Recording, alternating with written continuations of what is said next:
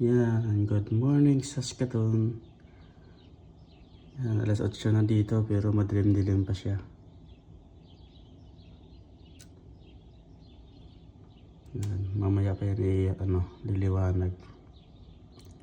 Ang alas 9. Yan o. Alas 8 na pero kung sa atin to parang sa Pinas parang mga alas 6 pa lang to eh.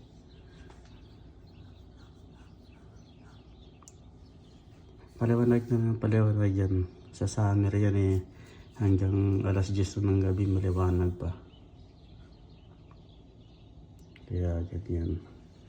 Mga nakarang buwan eh. Alas 8 madilim talaga.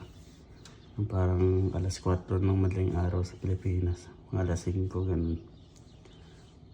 Pero ngayon alas 8 maliwanag na siya.